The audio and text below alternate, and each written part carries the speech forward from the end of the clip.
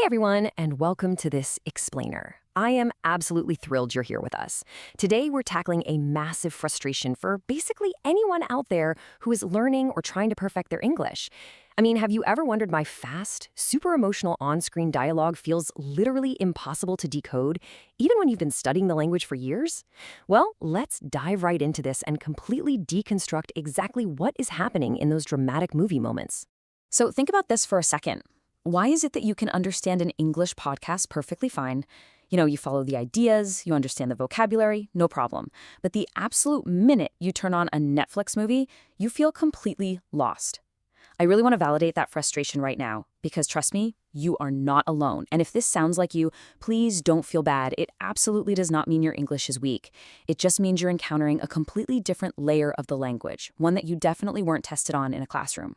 We're going to call this hidden layer movie English. See, in real life, and especially in movies, actors just don't speak like textbooks. They panic, they joke around, they talk over each other, they use heavy sarcasm, and honestly, the biggest thing is they blend all their words together. They're reacting with raw, unfiltered emotion, and that emotion completely changes how the words physically sound. To really get a grip on how this works, we're going to look at a highly relatable and honestly incredibly awkward case study today. We're calling it the coffee shop panic. The absolute most important first step to catching movie dialogue is catching the situation. If you don't know the context of what's happening, those rapid-fire words aren't going to make sense anyway. Okay, so picture this high-stress situation. Anna, our main character, felt totally guilty saying no to some extra work, so she just flat out faked an illness to her ex-boss. But right now, she's actually hiding in a coffee shop right across the street from his office, casually eating a slice of cheesecake. And suddenly, disaster strikes. Her ex-boss walks right through the front door. To make matters even worse, her friend Jake is sitting across from her, just completely unhelpfully judging her absolutely terrible escape plan. It is fast, it's awkward, and yeah, it's definitely a little dramatic. When you're watching a crazy scene like this play out, you'll notice people speak incredibly fast because, well, they're panicking. And I really want you to remember this absolutely crucial rule. The first listen is not a test. Seriously, do not panic if you miss a few words during the first pass of a fast conversation. You aren't actually supposed to catch every single syllable. You just need to listen for the feeling. Ask yourself, who sounds nervous? Who sounds confused right now? Let's move into Layer 1, decoding fast connected speech. So let's look at how native speakers physically just smash words together when they get caught up in the emotion of a scene. In formal, perfect textbook English, you'd hear every word clearly. Did you see that? But in the coffee shop, when the boss walks in, Anna doesn't articulate every single word. She just lets the sounds slide completely together into, did you see that? Your ears are fine, and your vocabulary is great. Your brain just isn't expecting to hear that blended ditcha sound pattern. And here's another rapid-fire shift right from that coffee shop panic. Jake says, "What are you talking about?" But it totally morphs into, "What's talking about?" In casual everyday speech, "what are you?" drops some letters and completely blends into "watcha." Now, a quick little warning here. While this is awesome for relaxed conversations with your friends or keeping up with intense movies, it is definitely a sound pattern you want to avoid using in a serious job interview. Listen to some of these incredibly common fast forms. Gotta get out of here becomes gotta get out of here. Wanna transforms into wanna. Let me becomes lemmy. Don't know shifts to dunno. And going to becomes gonna. The biggest takeaway here is that these aren't some secret new words with new meanings you have to go memorize. They are literally just new sounds your brain needs to get used to hearing when native speakers are reacting on the fly.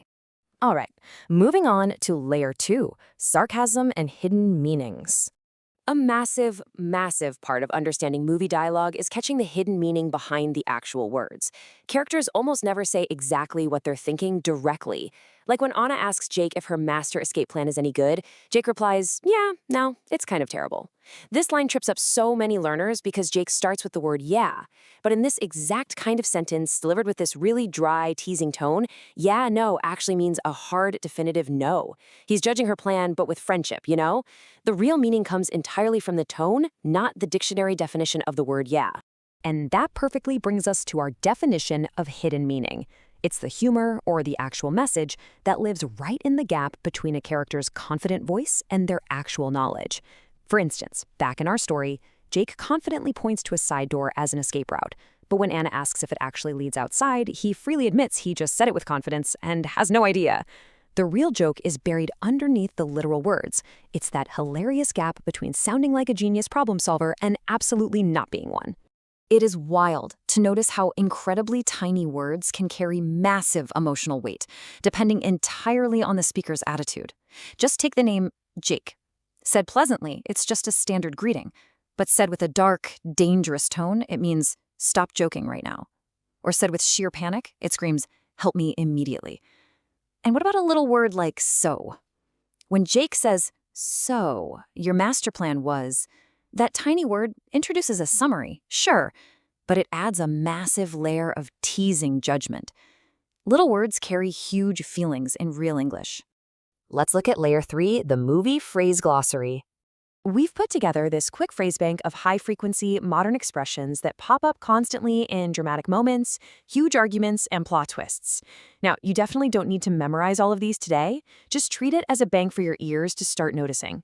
Take an expression like don't play innocent. It means stop pretending you don't know what's happening, and it comes with a lot of attitude.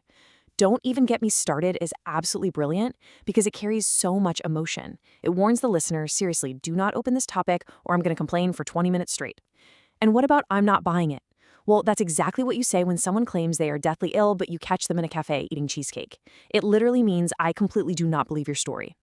Okay, so how do we actually put all of this together when we're watching a show? Here is the ultimate fix, and it's a game changer. You have to stop translating word for word in your head. Why? Because by the time your brain finishes translating one single perfectly textbook sentence, the fast-paced movie has already zoomed 3 lines ahead. You're just going to feel constantly behind. Instead of getting stuck translating, I want you to deploy this very actionable 4-layer listening strategy the very next time you boot up Netflix. Step 1, catch the situation. Where even are they? Step 2, catch the emotion. Are they totally embarrassed, super angry, or just joking around? Step 3, just catch the keywords, things like boss, sick, side door. Once you have that basic situation and emotion locked in, your brain will actually start predicting the meaning naturally. And finally, step 4, catch those fast sounds like watcha and gotta.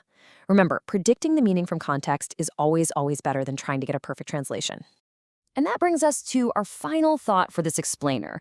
The next time you sit down to binge your favorite series, I really challenge you to completely drop that pressure of taking a language test.